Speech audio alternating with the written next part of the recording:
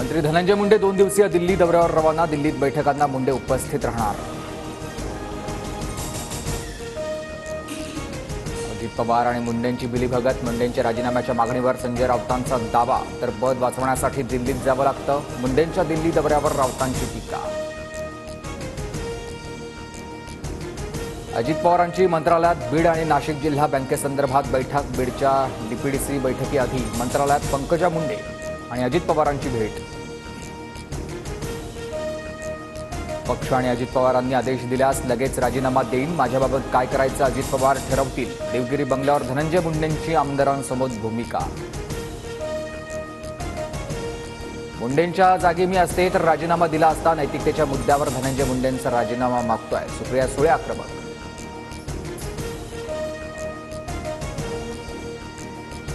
4 दिवस वाट पाहणार, नंतर कागदपत्र कोर्टासमोर ठेवेन। मुंडेंच्या राजीनाम्याबाबत अजित पवारांना पोस्ट कार्ड टाकण्याचं जनतेला आवाहनही करणार, अंजली दमानियांचा इशारा। धनंजय मुंडेंना खाली खेचणं हा दमानिया क्षीरसागरांचा अजेंडा। धनंजय मुंडेंनी राजीनामा देऊ नये, लक्ष्मण हाकेंचं विधान।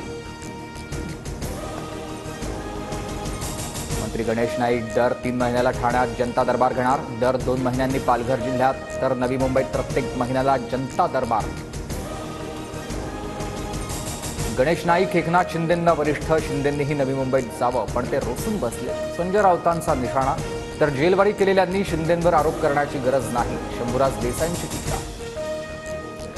जबाबदारी दिल्यास नवी मुंबईसारखं ठाण्यात यश संपादन करो। ठाणे पालिका निवडणुकीच्या प्रश्नावर गणेश नाईक यांची प्रतिक्रिया। प्रयागराजच्या महाकुंभमध्ये चेंगराचेंगरी, 17 जणांचा मृत्यू झाल्याची माहिती। पंतप्रधान मोदींचा मुख्यमंत्री योगींशी संवाद, तात्काळ मदत करण्याचे मोदींचे निर्देश।